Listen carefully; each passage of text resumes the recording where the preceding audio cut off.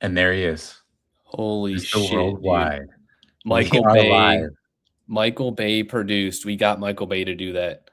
You did. Yeah, it's a Michael Bay. It's both Michael Bay and the Zack Snyder cut of a larger video. So the original video is like 500 minutes in runtime. It's going to air at Cannes, but we decided to make it a little bit shorter for the audience, you know.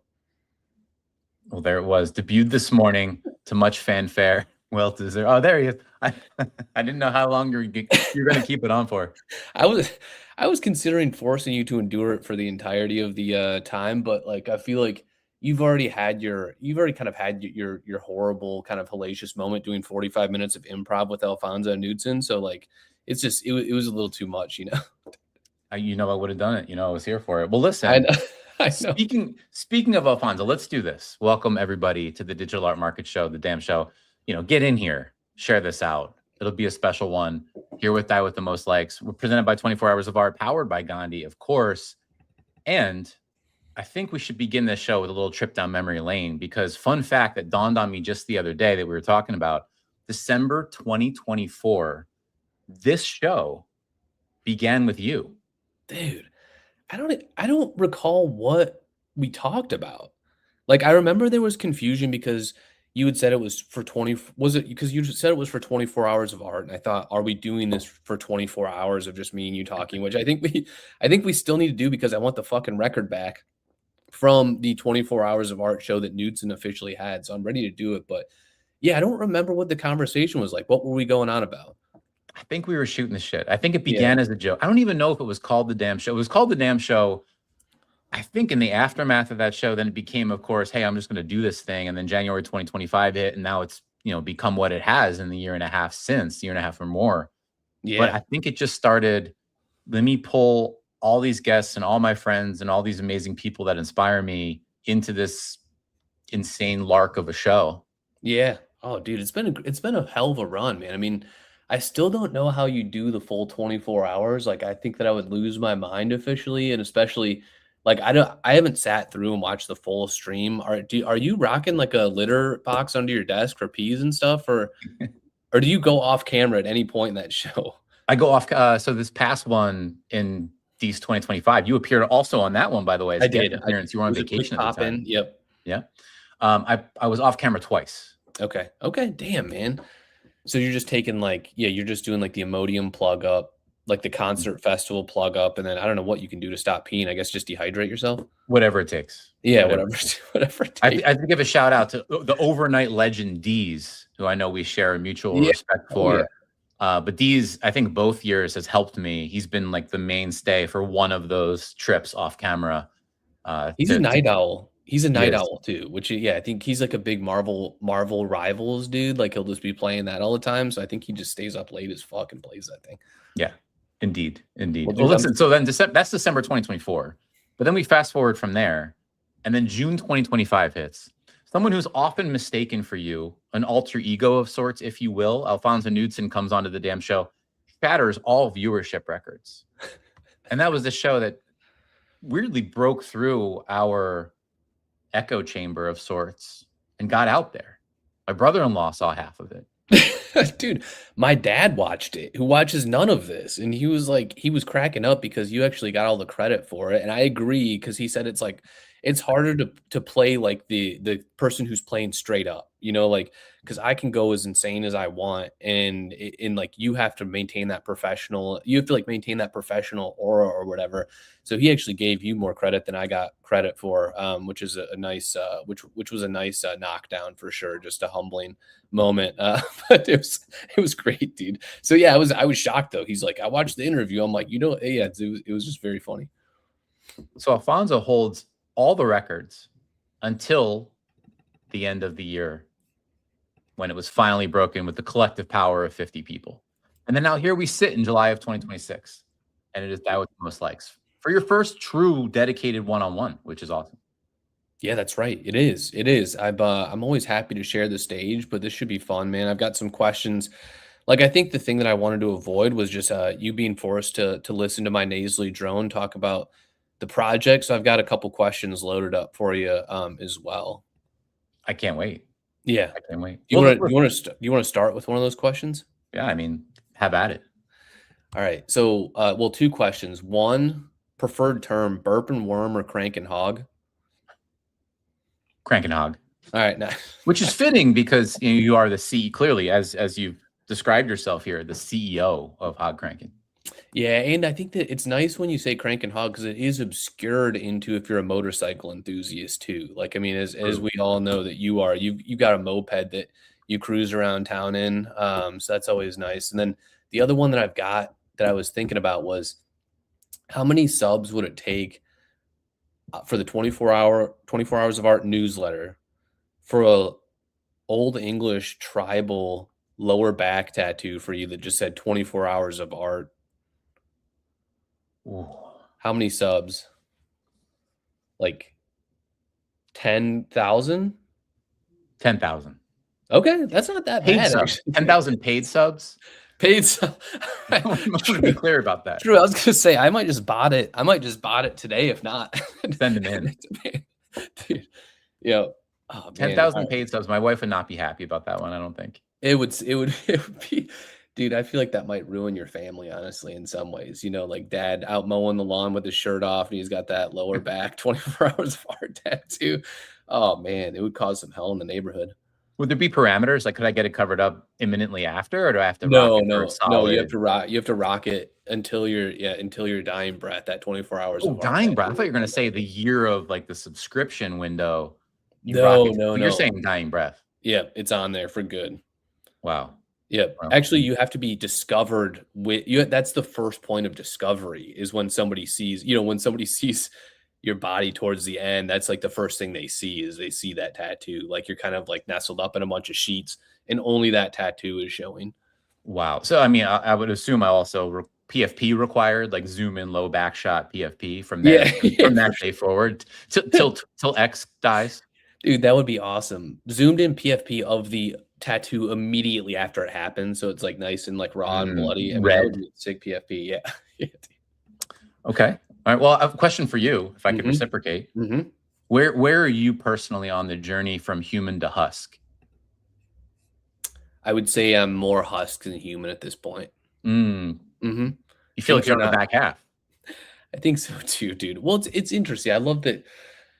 So this whole project is like we've kind of talked about it through text and stuff, but the whole project really is an examination of that kind of that state of just like almost just like things constantly being taken from us, right, and constantly being stripped. Not unlike an ear of Indiana corn in some ways. To speaking of husk, but I don't think that we're necessarily noticing the humanity that's eroding within us. And I think that like that, and we'll talk about this later, but I think that became the obsession here with like the mascot helmet and essentially trading, flesh and blood for polyester and felt and, potentially welding one of these heads on so that we could go on Masked Singer and just, and just be trapped in this thing forever, singing songs we don't know, doing dances we don't know, for judges who will never guess who we are.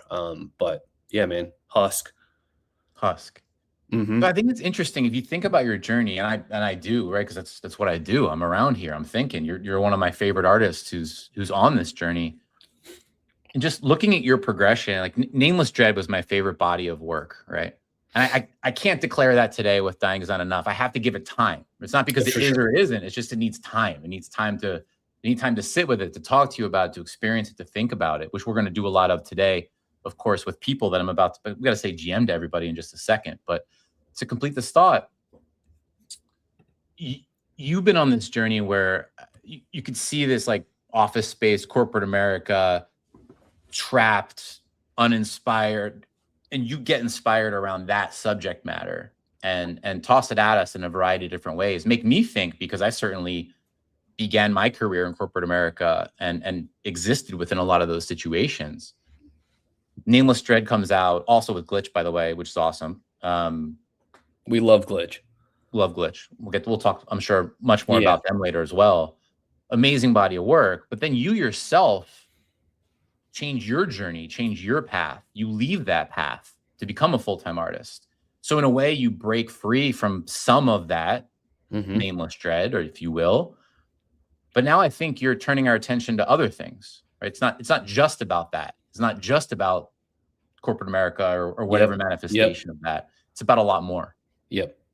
Yeah, I think, man, that's a really thoughtful analysis, and thank you for that. It's and I think that really like what it is like, dude, those feelings of dread and boardrooms and like the pointlessness and aimlessness are like, I think that that's not contained to the office anymore. You know, like I think it's bleeding all day, every day into like our normal day lives. Like, you know, you wake up and you're forced to like just shovel yourself into this machine, this content machine that is Twitter for God knows how many hours a day, how many posts a day, trying to like lube up this algorithm to like, you know, to climax so that you can be noticed for one more day. I mean, that's not all that different than like waking up every morning and like, you know, you've got the little reminder for the meetings and you're like sending emails and you're trying to like prove worth or prove like who you are or prove all this stuff. And um, I think we all deal with that, you know, like I think that we're under this like constant influx and onslaught of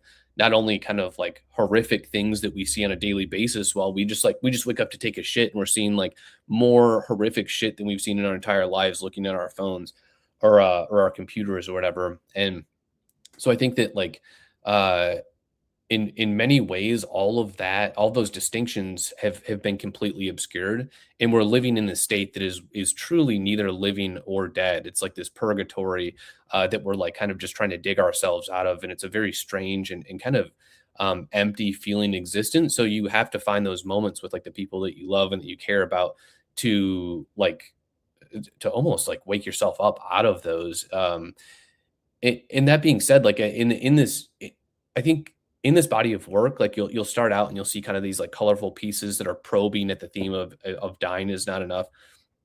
Then you'll see this full submission to the depravity where it's just a complete erosion of sanity.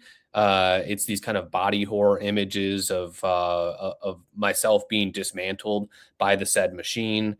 Of you know maybe there's no flesh left to give, and it's just these like nerves and veins that are being fed in, and the machine isn't quite sure what to do with it. And then as you keep scrolling like all the way down, there's like this kind of almost peace and acceptance towards the end where it's these like gray, washed out people who've accepted their fate. And like I think that in the end, there's some grace and love and knowing that like no matter what happens in all of this thing, it'll eventually be over. And yeah, like there's like accepting that and accepting that like the things that we do here do affect people and that we should, you know, like I don't know, put things out there that we care about and that we love and create things that people can relate to. Like that's just like such a vital part of I think all of our existences.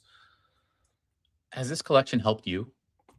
Massively, massively, dude. It was crazy. Like I posted out there that it took a lot from me for sure. Like if you look at the titles and the poetry, it's like I dumped so fucking much into this thing and I'm like so proud of it. And I was like, but it gave me so much more back, honestly, because like the pieces mean so much to me. And I think that like the reception that people have given has been the most heartwarming thing I've ever had as an artist. Like I've been so blown away and like just it's been such a treat to have people see themselves in some of these pieces and to have them talk about it in such a thoughtful way. It's just been like, it's really been a treat. I have never experienced anything like it, honestly. Let's say hi to some of those people because some of those people are Let's here do with it. us. Let's go to Deconstruct, GM Fem, GM Deconstruct. Tommy is genuinely scared. Tommy doesn't know where we're going today. Tino in the house, Jonathan Cologne, GM, MKai, yo, GM guys, Bling Bling is here, Neural Artistry, Christian, Rebecca Rose with a good meet. AP is here and says, Legends, AP, you are also one of those. Bling Bling adds 24 hours of Crank and Hog. I don't know that we want to go in that exact direction today, but we both expressed affection for the terminology. DK does, though. Daniel Koth says +1 for that. Ludo with a GM, Dalos with a GM, and Vinny Hager with a howdy, gents. Welcome, everybody. Thank you for being here. Yeah, thank you guys so much, man. I know everyone's like busy as hell and everyone's got a shit ton of stuff to do. So I just appreciate anybody listening to this, you know? So we're going to go all the way into the collection because we Let's must. do it. I mean, I have some things I want to share about my own experience with it. But let's go back to something you said earlier. This very video debuted this morning that we played at the outset of the show. Tell us more about the mascot. Yeah, man. So it's interesting. I wrote a short story in this book called Very Shitty Job that I had made. This was like 4 years ago now, I think. But the whole idea behind the story was there was this narrator who was trapped inside of a mascot costume. So referenced earlier about the Masked Singer. Essentially, he was trapped inside of this costume and he couldn't get off the show until the judges guessed his name right. But no one ever guessed his name. So he was like stuck in this costume in which he was like pissing and shitting, and people would like shovel his meal in there and he would have to eat it. And all of his like, he was kind of fusing with the fur that the mascot had, and like all of his kind of flesh had been melted away and kind of like wrinkly and strange. So, and this was like the penance he was forced to endure for really no reason in particular other than just being kind of born, I guess. And so like I've been obsessed with mascots and like these ginormous heads. First of all, they're hilarious. Like they're my favorite thing ever. Like you look up like the mascot injury videos where these things are doing flips and like blowing out ACLs, or like the iconic one where the Denver Nuggets mascot is like descending from the ceiling, but it got too hot, so he like passed out in his suit, and it was just this like limp body that was like hanging down from the ceiling. But anyways, I've been very obsessed with mascots for as long as I can remember, and I felt that by creating this head, it provided like the perfect way to display the entire breadth of the collection in a single glance. It's just like, okay, this is somebody who's stuck on a cruise line for an eternity, and no one will ever see their actual face, and they've just kind of been reheated over and over into this derivative that no one even understands who's working or propelling that ginormous head anymore. So it was an obsession with that prospect, and then also the prospect of potentially with all of this AI and with like all of these different things that are constantly observing us, that like there's a possibility that this conversation happens in like 1,000 years and somebody has just dug through all of our previous conversations and resurrected both of our corpses for an army of bot farms to, sit here and GM to. So like, so it's kind of all of that, but it was a blast. Yeah. So made and painted that mask, shipped it out to LA, and then shot that video with Glitch, which was an incredible experience. A super talented director named Justin kind of put it all together. And he did such a great job of distilling like that exact feeling in the video, I feel like. You blew my mind just now. I mean, yeah, could you imagine people resurrecting? It's a scary thought to resurrect Mr. Worldwide, nonetheless. Dude, CEO of Hog Cranking. What are your thoughts on that? Like, would you be cool with being resurrected into some form? Like, I guess that's the question. Do you think that you would be cool with it, knowing that you've gained some type of notoriety in which that bot farm or whatever wants to listen to your resurrected corpse? Or do you think that you would prefer that it's just once it's done, and like the life was lived, and you lived on for a while, but then it's just over at some point? I think that's the question.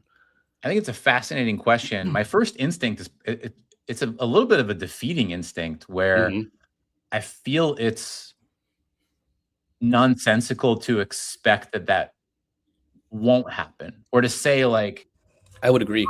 I'm not saying exactly will, but I'm saying if I expressed my preference to you and said, hey, I absolutely do not want that to happen. Right. You cannot do that. That feels like self-defeating. Like it's out there, and we're seeing a lot of these instances of this happening, whether people like it or not. It almost feels like our whole presence is CC0 in a weird way. Now, if people take it too far, of course, there can be legalese and whatnot, but it's just out there. Agreed. And I think like, man, I think the amount of content has just gotten so insane that like, I've speculated before that I feel like at some point, like we're all just going to have our entire lives broadcast onto like one of those welcome screens at an all-inclusive resort, and other people are just like aimlessly watching it. Bots are aimlessly watching it or whatever. There's something super fascinating about all of it, and something like really terrifying and quite awful, I feel like, because yeah, I guess, I mean, that is the question. Do you want to be remembered? Do you want to be remembered forever by something you don't necessarily even care about being remembered by, Right. which is like AI? You know what I mean? So It's like it's some a lot. It's a lot bastardized to take in. remembered as some bastardized representation of Right, what you right, are right. or what you stand for or whatever, or what you don't even stand for. Yeah, and that's the thing. I think that, and then that gets into the whole philosophical conversation of like, as we're on Twitter 24 hours a day, just like, engaging and doing this stuff, and then we're being fed all of these same videos that we're supposed to like share, and these are the ones that are the algorithmic pleasing ones. If you share those, if you comment on the high value pieces, then you're going to get a commoditized account or whatever. So you see all this stuff going on like that, and then before you know it, you're just looking in this goddamn like, cocaine covered smeared like mirror, and you don't like even recognize that like you've just become this like kind of weird, like we were talking about before, husk of yourself that's just like really your only purpose is to satisfy this algorithm, and to satisfy like the expectations that have been put out there for you, versus carving your own path, versus like doing things on your own terms. How do you deal with that as yourself? Because you'll see plenty of your posts get censored. Most of So them now, most of them. most of your Yeah. posts get censored. So no, but you have this. Obviously you're creating something that you wish to be seen and interpreted by people, right? Whether someone else appreciates it or not, or it's their cup of tea, that's on them. But clearly, like, you're creating something to give to the world, Yeah. and then you're posting it on something that is algorithmically based, right? Yep. And then you see most of that censored. So how much do you yourself try to play into that platform, and how much of yourself are you just saying, hey, regardless of the numbers or regardless of the views or regardless of the strategy, I'm essentially going to focus on the creation and hit go? Where do you stand?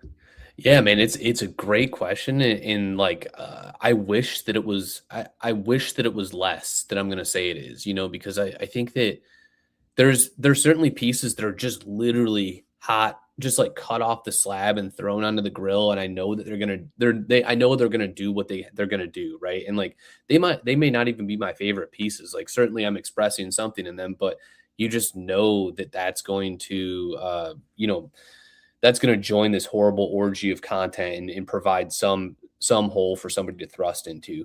That being said, those pieces it function a lot like fuel for the most part, and then once people see those or whatever, then I can post the thoughtful poetry and the pieces that like mean the world to me. And then like it's been funny because like there's people who I think were originally kind of intro to me through like memes and stuff, which I love making, and I love humor, and I love satire and comedy. But then, once they've seen like the writing and like the other stuff, it's a little bit more heartfelt. Like I think that they found more of themselves in that than they would have the memes. And like I certainly find way more of myself in that stuff. Like it's like my favorite thing to do is to like, really really dig into the intricacies of like the human spirit, and like figure out, like what is this whole thing we're going through. And that's like really what Dying Is Not Enough kind of like manifested as. It's a very thoughtful process or form of presentation where I think when it really clicked for me, and by the way, it did not click for me at first. Like when I first saw Die With the Most Likes, it did not click right away. Most, yeah, for sure. But it becomes this, when it does, it becomes special. Thanks, man. I appreciate that. Because there are so many layers to it. And you're engaging in an entirely different world building process than what that terminology usually means. Mm-hmm. And so it's at some point you encounter a layer where it strikes you at a deeper level, and then all of a sudden other pieces come together, and it changed my whole view on you. And I've got to know you after that, for sure. But I went through that process before it, which is cool. Yeah. Oh, thanks, man. That means a lot. That means a lot to me, and that's the thing. I guess you just got to be around you got to be around long enough and grading and grinding for people to like, figure out that there's like a bunch of different sides to all of us. I think like, there's so many talented artists in this space. And like, similarly, it just takes a minute to get to know everyone. I think like that is the other issue with like the platform we use, right? Like, because you're getting fed like these absolutely horrific clips. It's like, oh no, somebody upper decked a toilet at Cheesecake Factory, and now there's people like fucking and fighting in the excess or whatever. And it's like, man, I would really like to see, the new Vinny piece, the new Rebecca Rose piece, the new like all these like super talented artists that are here, but like it just gets buried. And then at a certain point, like the at a certain point, you're working on your own stuff, and sometimes it just disappears. And you're just like you forget about like all this shit, man. Like it was funny. Pindar hit me up the other day, and about like a month ago, yeah, I just clicked into his thing, and the algorithm had totally buried him. It's like one of my favorite artists ever, and the algo just buried him. I'm like, I love Pindar, and why did he get buried? Why did it choose to do that? It's just like, man, it's fucked up, dude. Algo management's a part-time, I should say. It's a part-time job. And if you ever lose sight of it, I don't know, actually, it's a question for you. How much do you manage the algorithm? How much do you use the tools that are presented to say, I like this, or I'm not interested in this? Not a lot, right? Like, yeah, because I'm not really like. Do you engage with any of those like huge, like those viral videos that are just everyone? Hey, like, hey, have you seen this video? And it's just like, yeah, we've all seen it, whatever. Like the Sophie Cunningham pointing thing or whatever, where I was just like, dude, this is like every other tweet. Like, I don't know what this is. Those ones I do not. Do you engage with any of those? Are you like on the timeline, like cheerleading those, trying to get?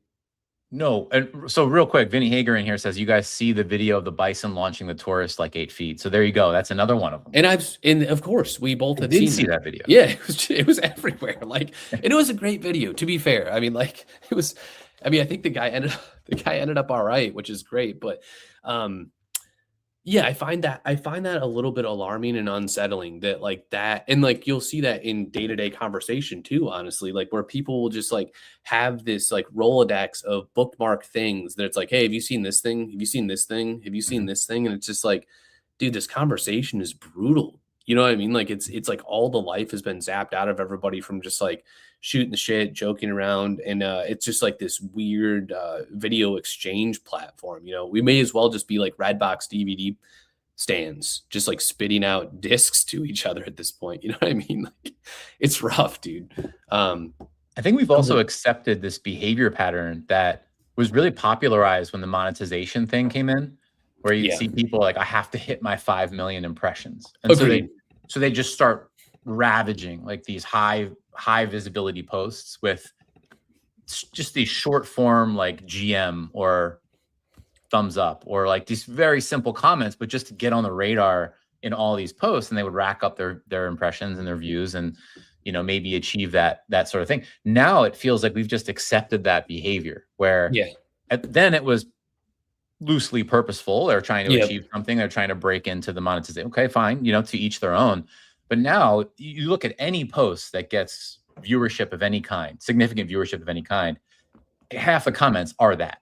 Yeah, it's true, man. Like, yeah, maybe that's my final form as an artist, honestly. Like, I'm just going to be like one of those annoying radio DJ hosts and sit there and break down Twitter videos. I'm just going to be like, hey, out there, look at this guy getting hit by that buffalo. Zooga.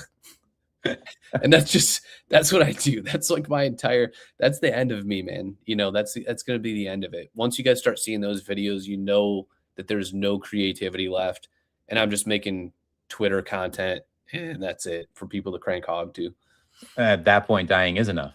At that point, dying would absolutely be enough. I think at that point, and maybe I would become so unbearable that an AI wouldn't want to resurrect me. So maybe now that I'm talking about it, maybe this is the move. Maybe I just become so insufferable that the AI finds it so unpleasing to look and listen to me that like it just says he's gonna, once he's gone, he's gonna stay gone. Yeah, I mean that'd be some high level strategy. Plenty of people wouldn't understand what the hell is going on. It might even ruin your reputation with many, but you would be absolved from the hellish future.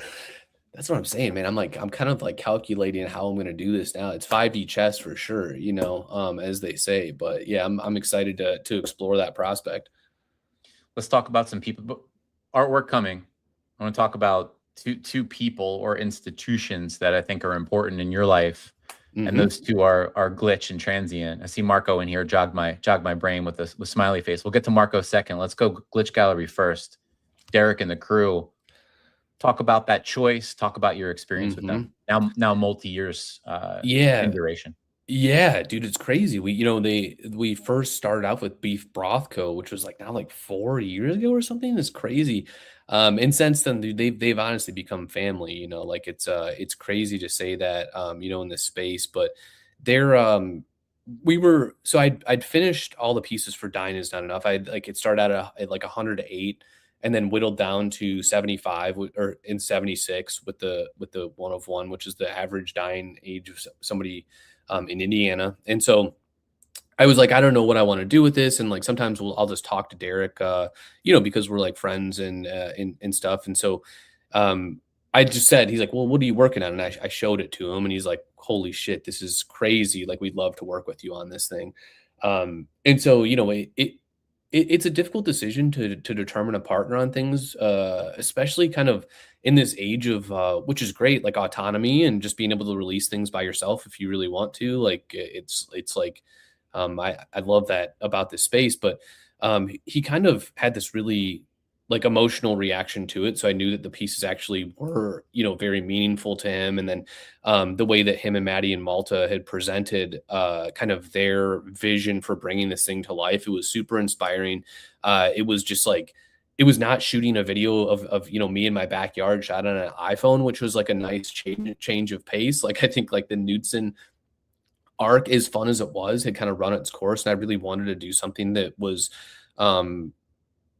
more thorough and like that was like more substantial in many ways. Like, I think that's the big thing about this collection is like working with Glitch and making this thing that is so expansive and so thorough and so like just massive that like it's almost in direct reaction to like not wanting AI to ever copy something. And it's like, this is something that I think is unreplicable in some ways because of how like massive and how thoughtful and how we went about creating this thing. So Glitch just did such an incredible job of kind of coming up with this plan to do exactly that. And they found the video teams and all the strategy stuff. It's been really cool. We've actually have a pod with Derek going live tomorrow. That's like pretty damn funny.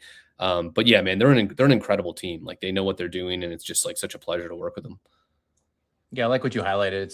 I think we all, in various ways, shapes, and forms, like best relationships are win-win relationships where there's an additive process where someone's bringing something unique and interesting to the table. Always nice, of course. I'm assuming to see the work really land with someone where it's authentic and it all builds from there.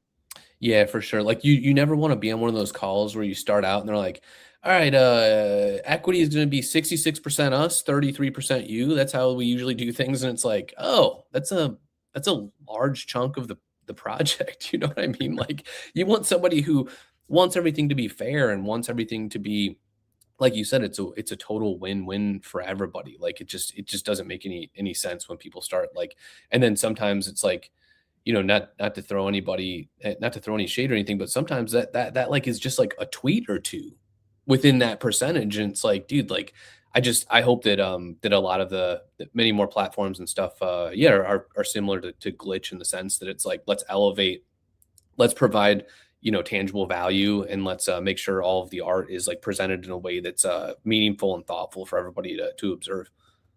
Our presentation, which again we're going to pop it up in just a second, but bookmarking functionality saw built out by Marco, Transient Lab side. Talk about those guys.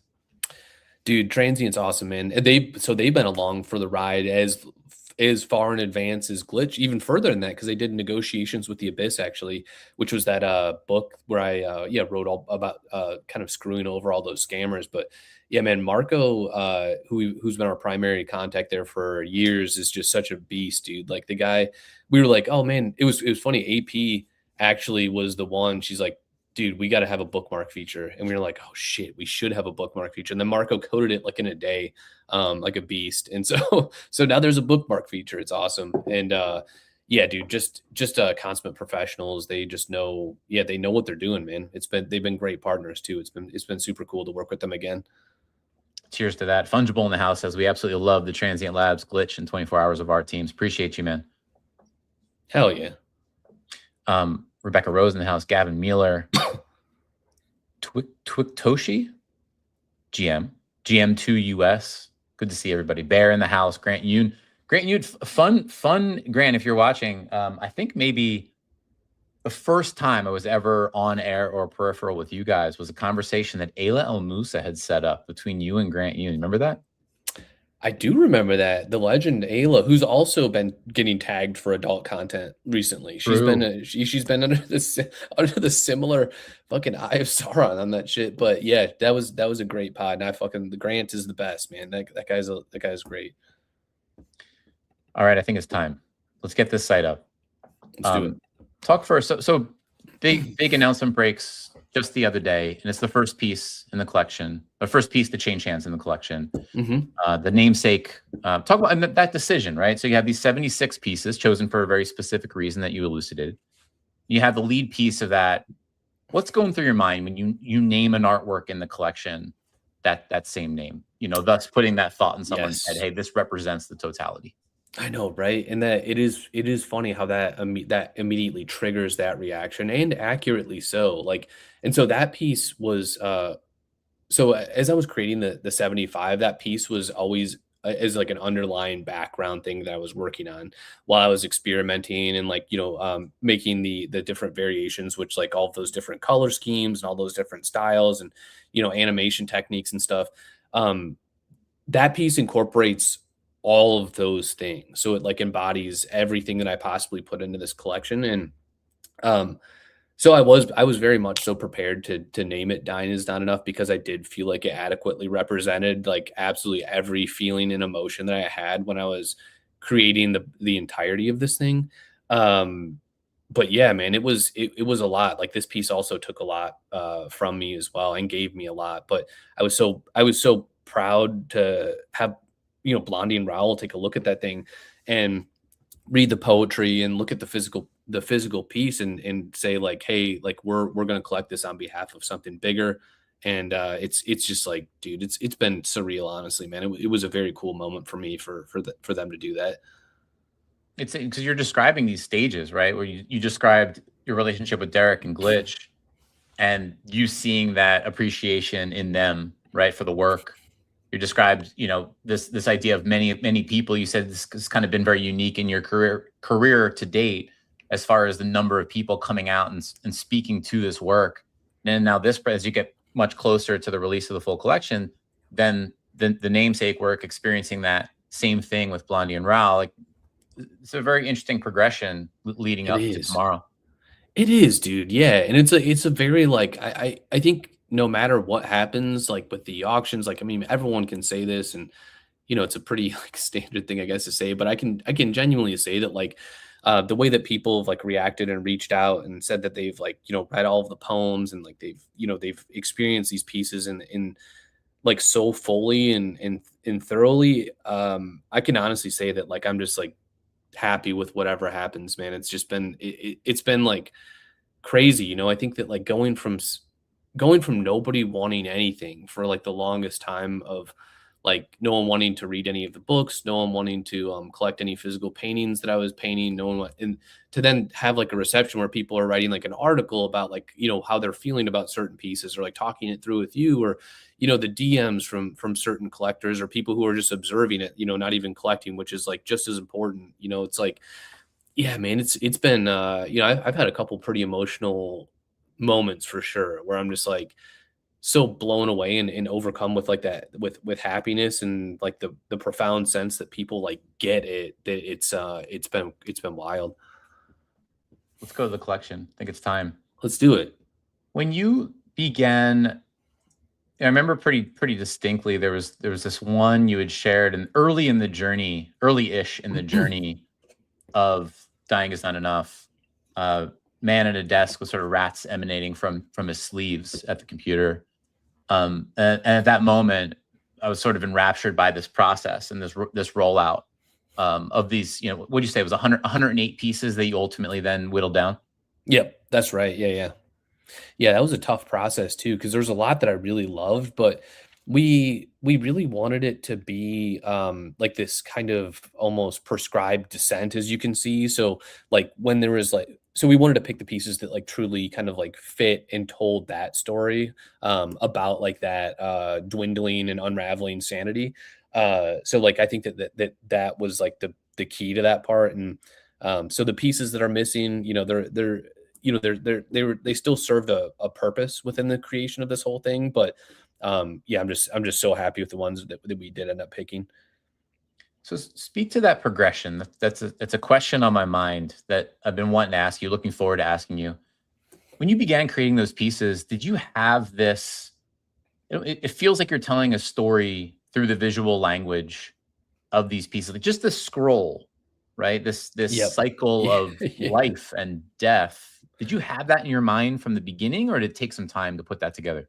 It took a lot of time to put it together actually, because like, when I was making these pieces, most of the early ones fit into this, like, this top level probing of the theme itself, where it's like, still kind of like it's comical. It's also, like, quite sad, I think, in some ways. You'll see these different pieces that are, that almost are a callback to, like, the more traditional style that people are familiar with for me, that are like those huge color dumps and, like, very, like, in your face, almost like, yeah, like poison, wrapped is candy or whatever. But as you keep scrolling down, and that's the funny part, like, you can almost like see someone's pupils as they sit on the train, and like the lights are hitting their eyes. It's like this colorful stuff, and then it becomes red, and then the gray, the final period there, in which, like, all life has been fully bled out of the person.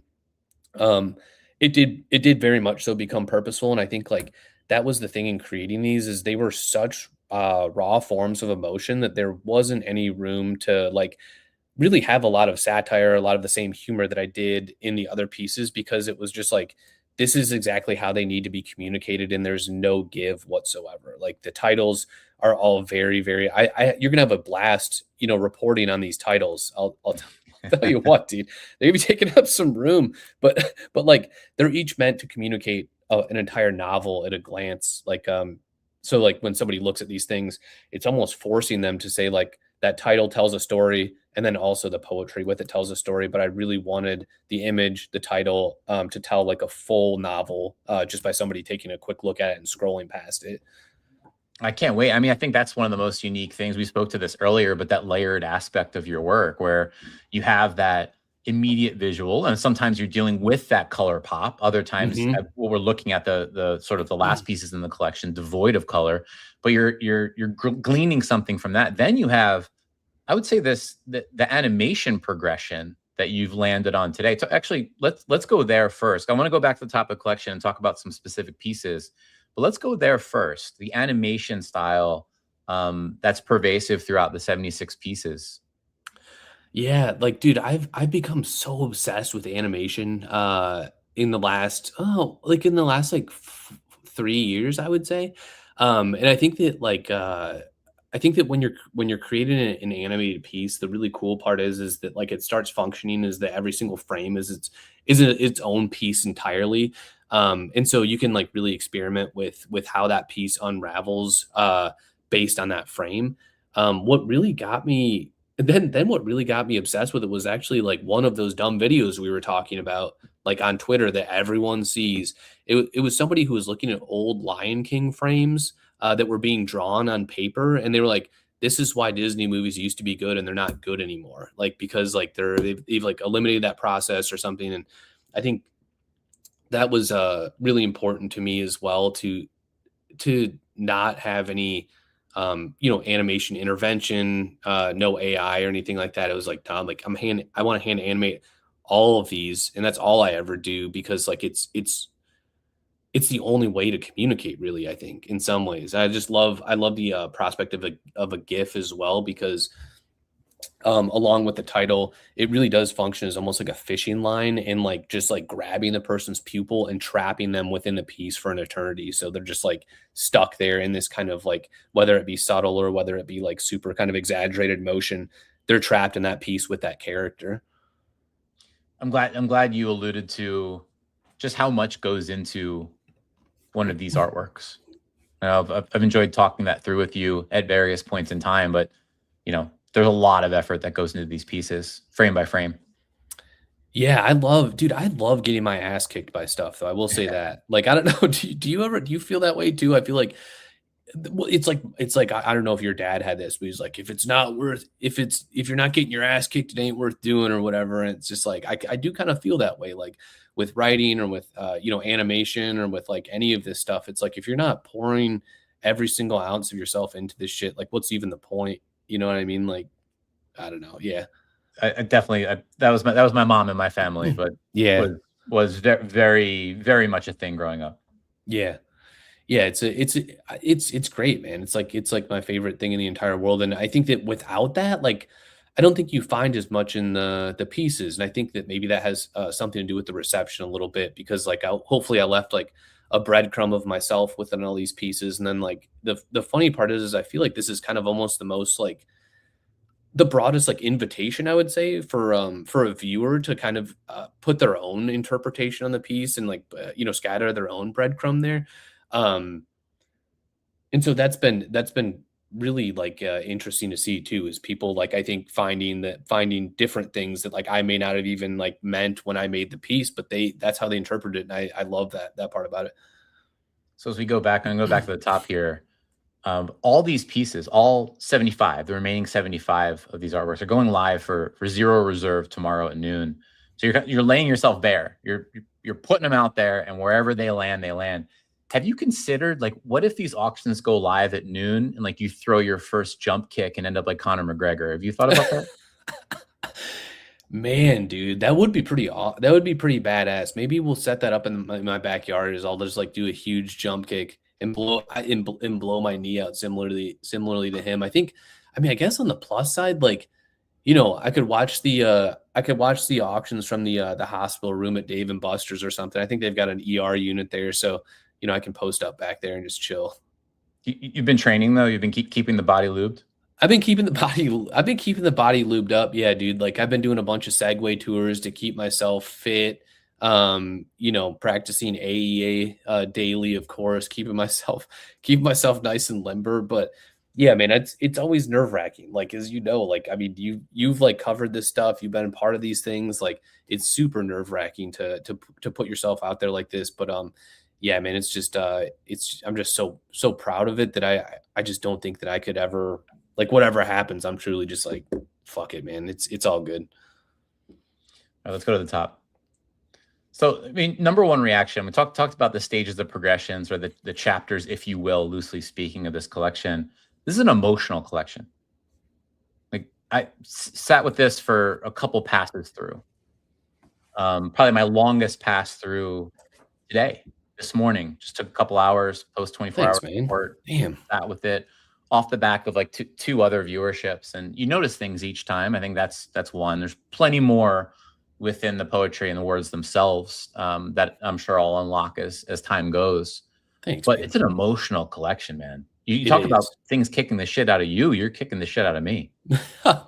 Man, thank you, dude. I appreciate that. Yeah, like, man, it was funny. I feel like in some ways, like I was I was existing within this world, like I had talked about this like purgatory that was like this state in between like slaughter and resurrection, and then you can't really feel either anymore for some of them. So like that's like how the poetry came to be. I was also like kind of grieving a variety of things during this in this process of creation, but like um in some ways I was laying in bed a lot of nights like I think most of us do under this swarm of like notifications and content and like just slop being microwaved and shoved into every orifice, and I was just so overwhelmed, and like that's when all of those like body horror pieces kind of started, the red ones and stuff.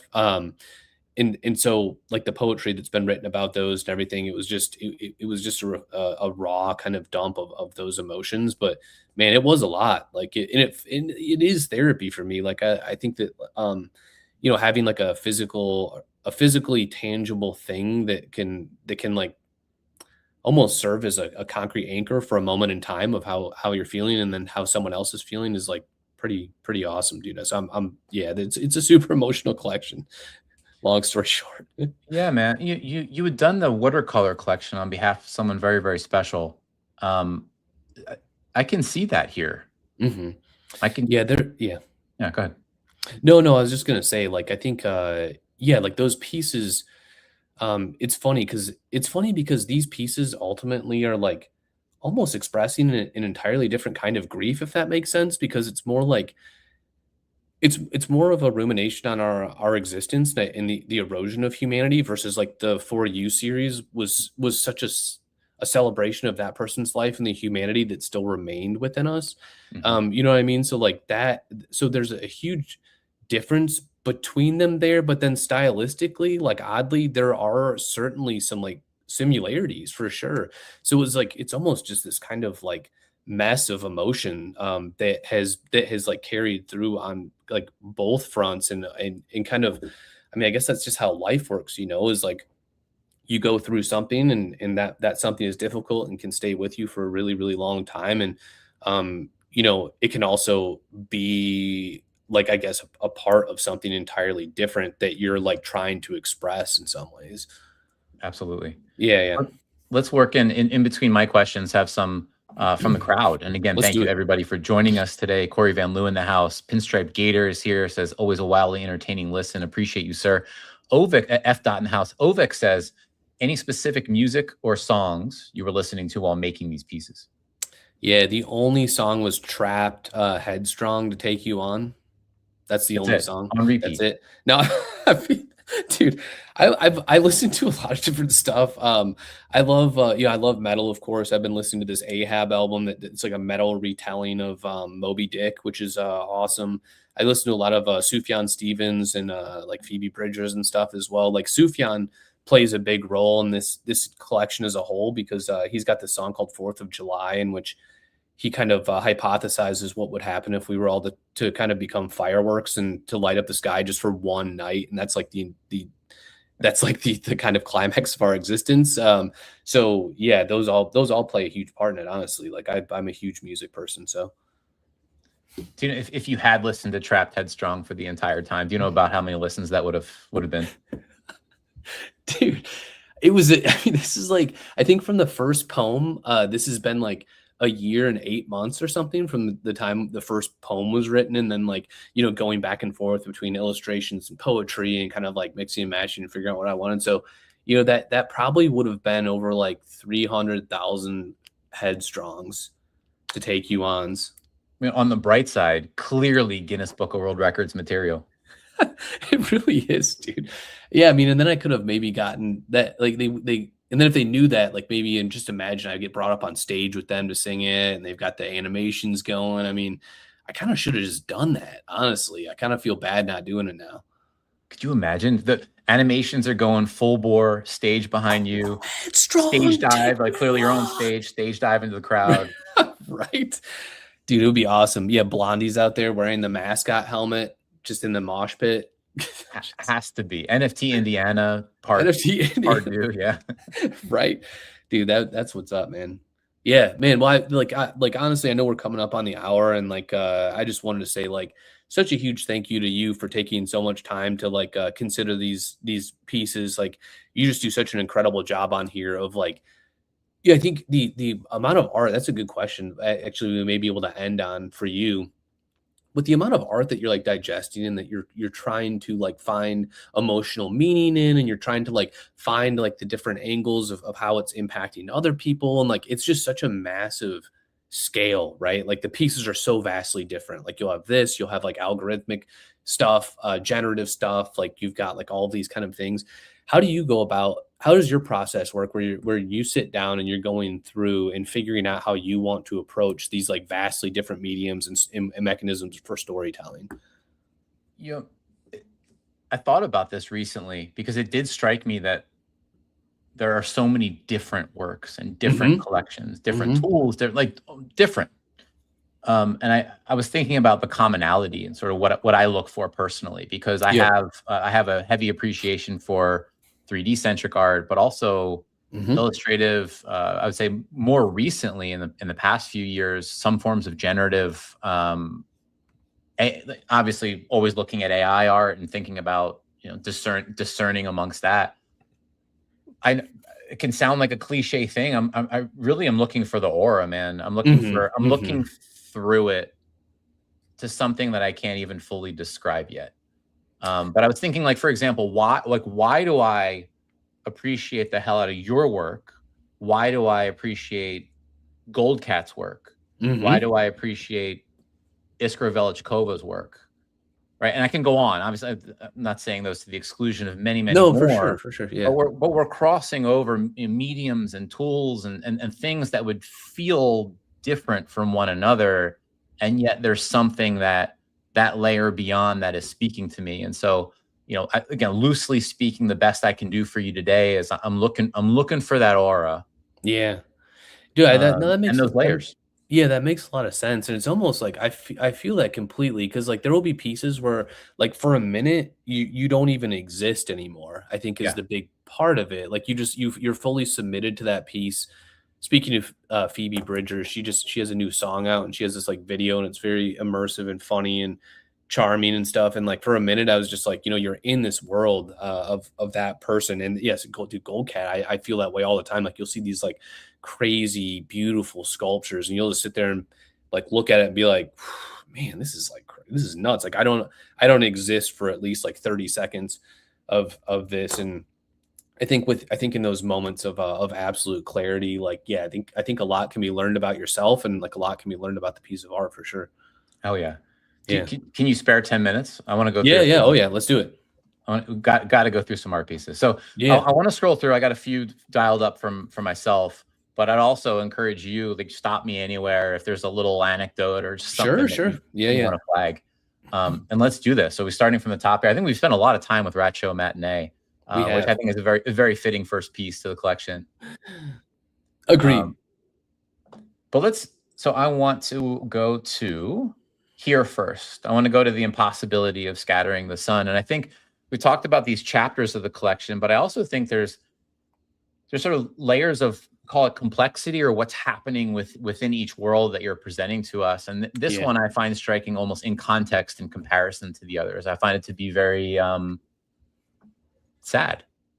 Yeah, agreed. I would agree with that. It's funny you bring this up because like this is the piece that most people have like DM me about, honestly, where there's like, hey, this is my favorite piece of the collection, which means so much to me, man, because it's a lot to take in. Like obviously the bird and the balloon around the neck, providing the illusion of flight, while also, obviously this like horrible suffocating kind of esophagus crushing ascent into the clouds. And then on top of that, like the scratched off face that's been like ripped off and removed to then carry, just like a docket of like purposeless, pieces and souvenirs and trophies and memorabilia is like this horrible ascent that you have no control over, kind of eats away at you. And so that was the main thing behind this piece. And like, as you'll see with a lot of the pieces, like the birds and the balloons was, man, it was a poem that I wrote, in which like I envisioned myself as this, county fair prize distributor, where people would like play the games and get a prize. And like I had these birds and balloons, and they were obviously in there like dying. Birds cannot survive in balloons, for what it's worth. And so people were awarded these balloons and they drove home with them with the bird still flying in it. It of course passed away in the way home, but they would still like hang it up in their houses as these kind of like grand prizes, even though it was this like kind of senseless sacrifice.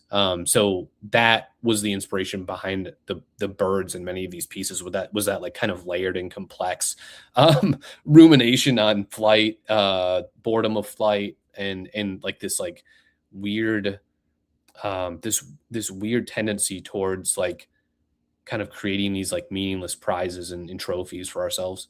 Oh yeah, like senseless spectacle is the phrase that came to mind. Yes, yeah, man, for sure. Let's keep going here as we get to the conclusion of this.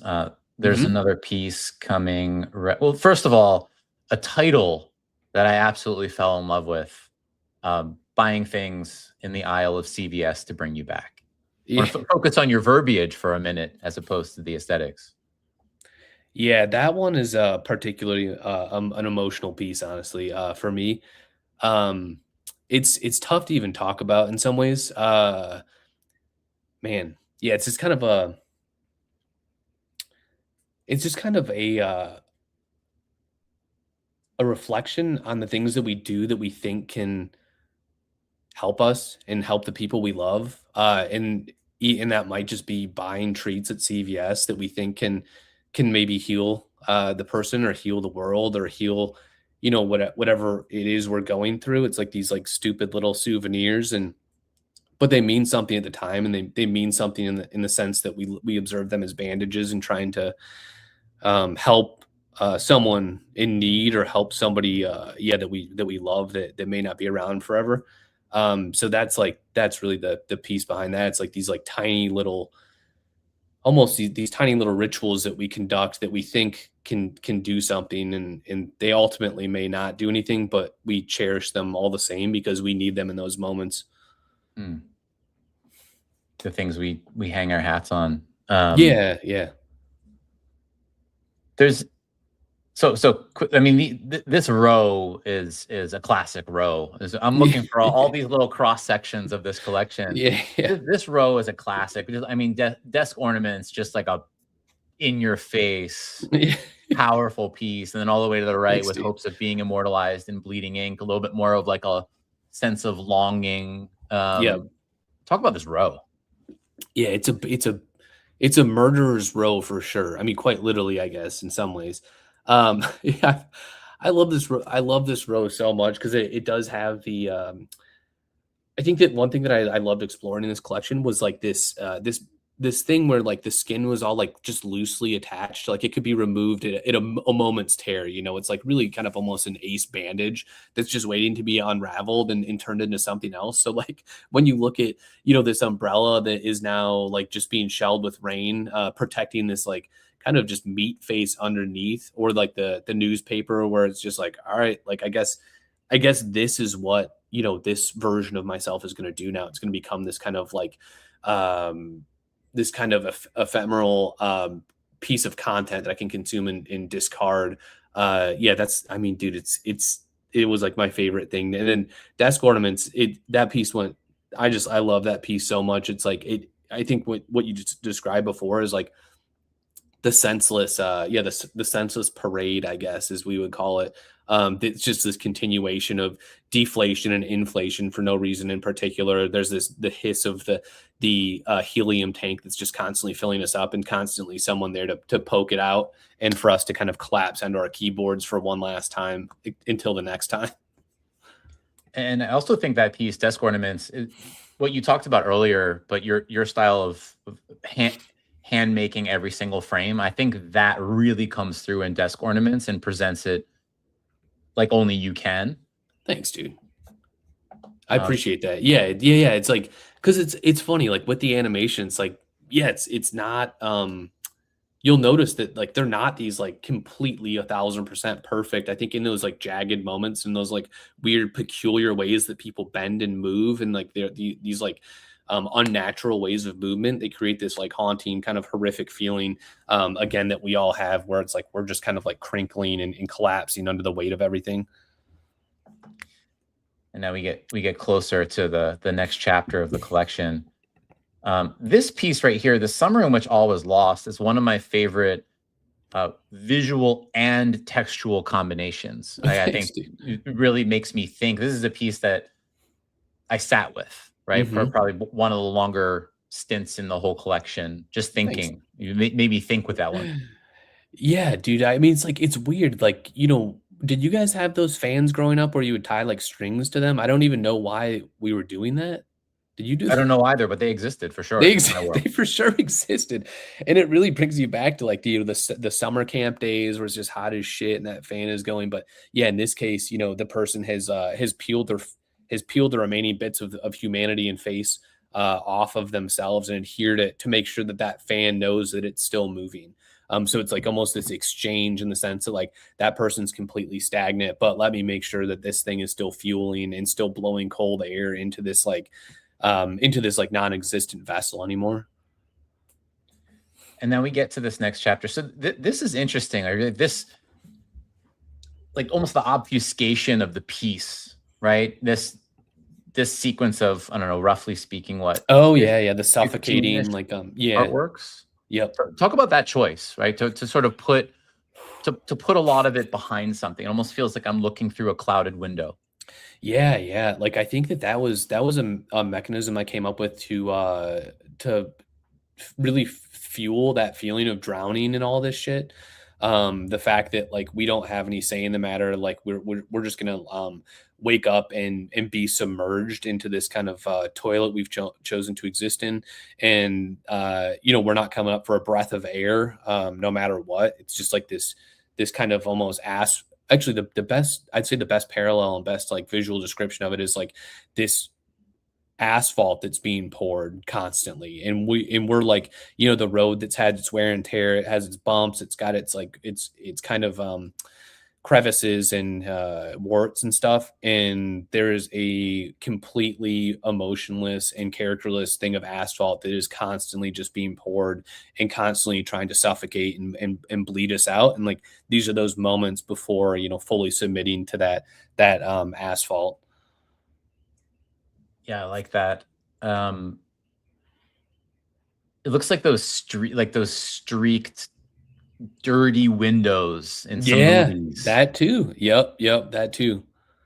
Yeah, absolutely. Yeah, and some of those ones, yeah, like the light yeah, I love that the street light. I love that Yeah. street light one. There's just so much there's just so much going in it. Yeah, it's I like that one just.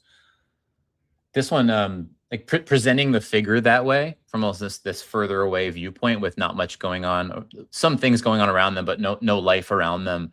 Yeah. Reminds me of the piece we discussed earlier, the piece you said a lot of people DM'd you about. Yeah. Um, very, very different, obviously. One a much Yeah, I brighter agree. with color pops. This one much darker and obfuscated, but a similar messaging.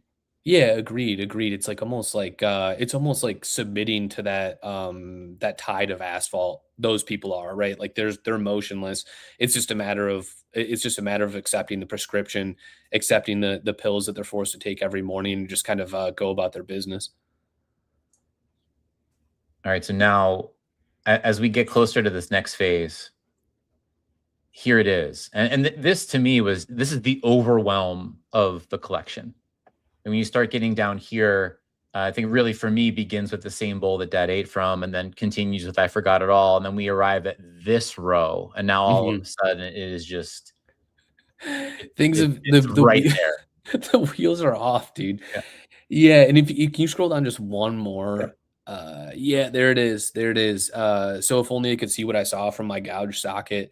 That's my favorite piece in the collection. I think I know we're not supposed to say that or something, but I love this piece. It has to do with somebody getting their eye gouged out, and then there being this kind of like indifferent, almost indifferent audience that still is just like looking into that hole and watching the circus being performed by like nerves and tendons that are left within that eyeball. And it's just like we'll look at anything. Like it doesn't matter. Like give us the gore, give us the horrific shit. We're here to just observe. There's nothing we're gonna do while you're bleeding out, but we will watch the sickening orgy happening within your skull. So that's like, dude, I was so stoked with how that one came out. When did you create this piece relative to the rest of the collection? Dude, that's a great point. This was like the height of, so if you exit out of it, this Mhm. was the start actually, not order-wise, but this was the start of all of the body horror stuff. So like the Mhm. the chomping mouth and the rat river that the person's being consumed in, like that actually predated those, but it just made more sense in the sort that would happen further down because it's technically like a more horrific incident, if that makes sense.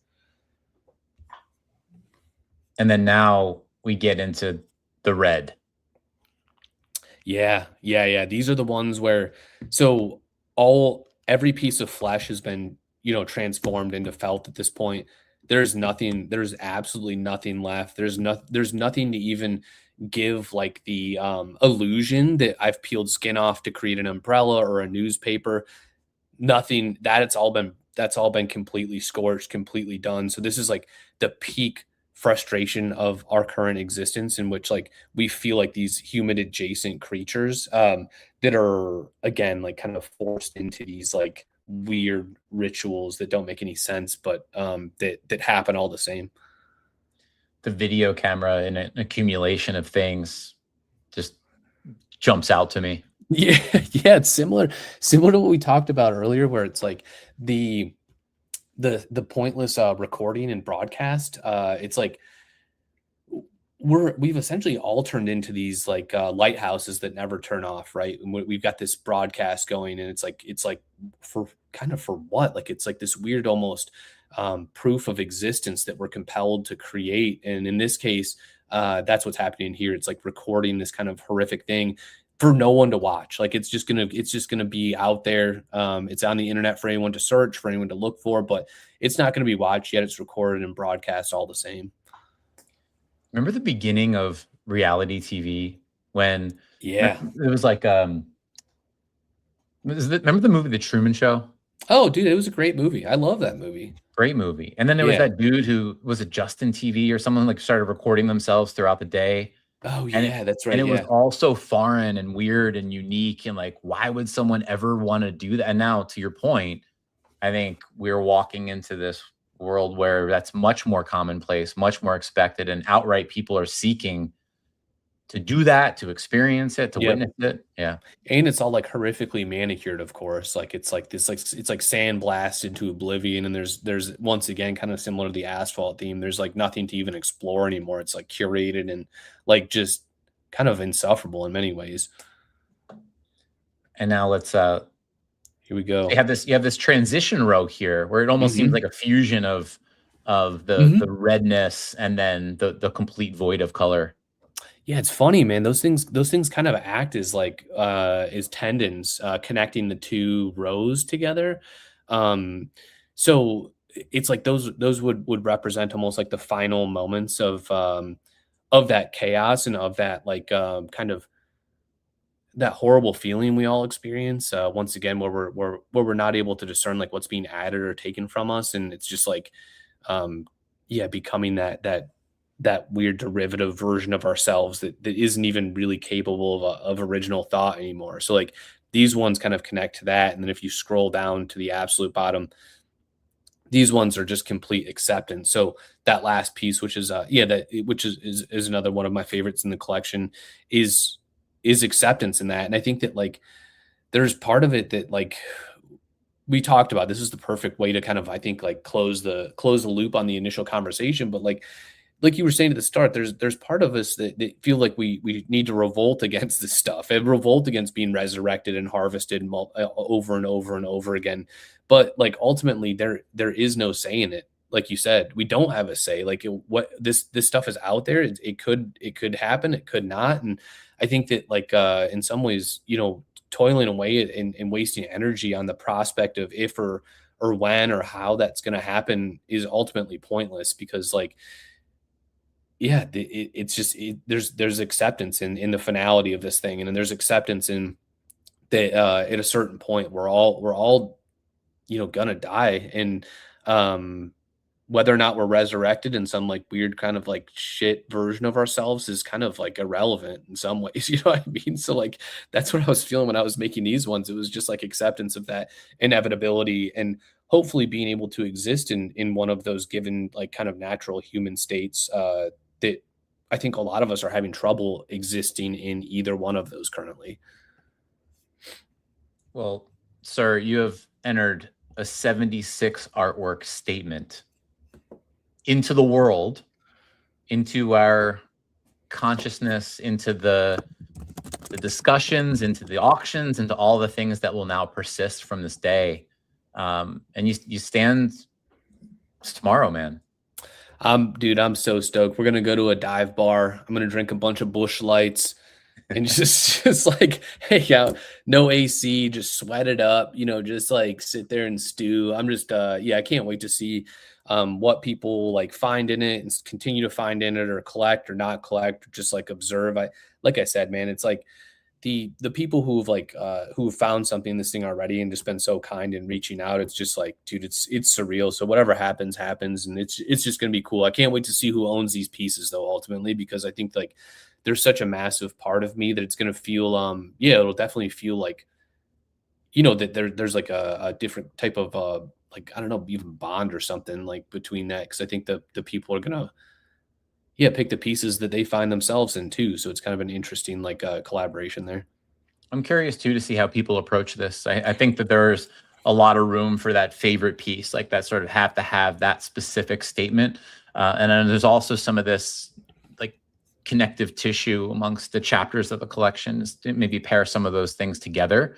I'm very, very, very curious, and we'll be watching. As we conclude this, just a couple rapid fires for you.